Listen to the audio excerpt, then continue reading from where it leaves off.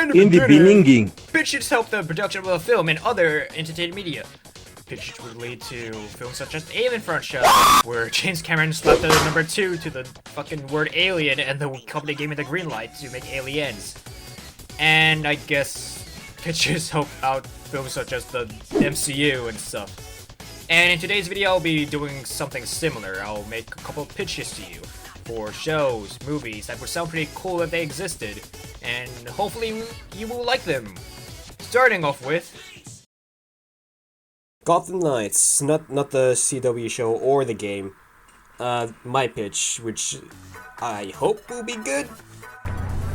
It's the biggest piece of dog shit. With the CW show being cancelled, and rightfully so, I want to make a show that's more close to the video game. With the team lineup and the story, but with some slight modifications to make it different, of course. Like how I made Robin Stephanie Brown instead of Tim Drake. To not only have another girl in the team, but also give Stephanie Brown more attention, you know? Considering there's not a lot of Stephanie Brown in live action or any of the shows. I don't think she's in the fucking video games. As the show goes on, she will change from being Robin back to being Spoiler because her character arc is to move on and be more independent, similar to how Dick became Nightwing. Speaking of Nightwing, his character arc is to carry on the legacy of Batman by leading the Gotham Knights, but also considering taking the mantle of Batman, which is hinting at a possible Battle for the Cowl storyline later on.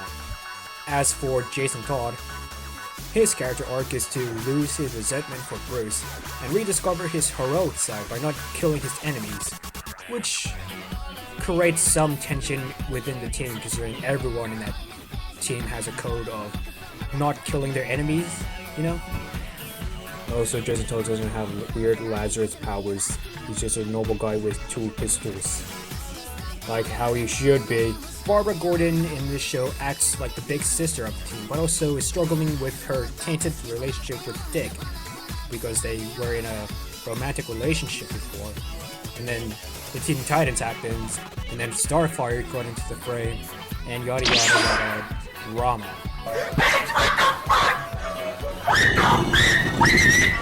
And also she's mentoring Stephanie while also grieving the loss of Bruce like everyone else.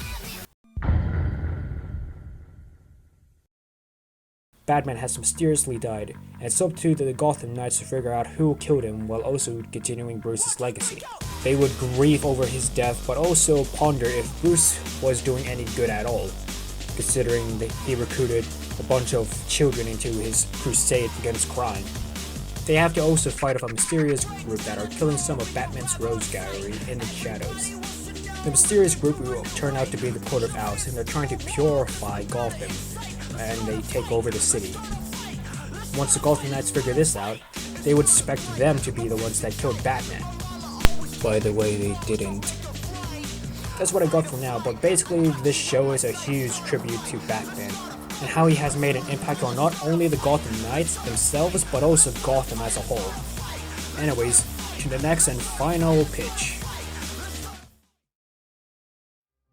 Bruce, it's been 5 years. You still owe me $16. Fuck off. Considering the recent lack of Superman films, I want this film to stick to what makes Superman one of the most definitive superheroes in fiction. This film will be a character study of Superman's altruism and his unbreakable will to make everyone believe in a better tomorrow. Get it? Like the title of the film?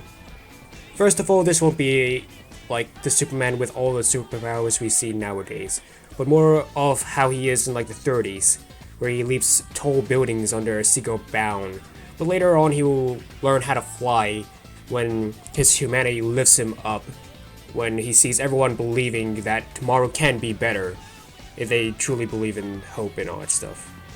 Also, Superman doesn't snap anyone's neck in this film.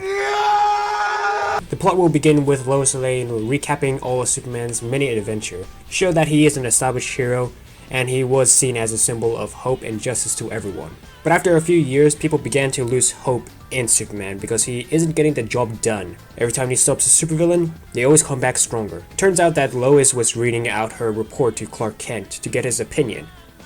After Clark compliments her, Lois remarks that she already knows her report is good.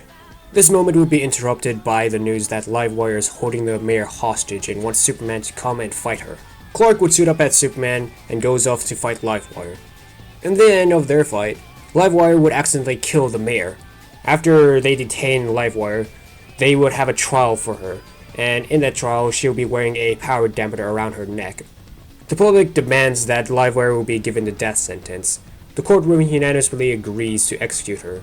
Clark, being there to see the results of the trial, would see the injustice displayed, and Clark would suit up as Superman and save Livewire because she's too young to die, and also it's wrong to kill her.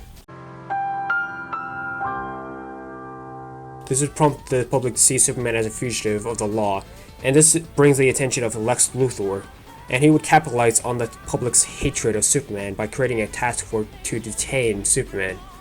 But this is all a facade to capture him and experiment on him.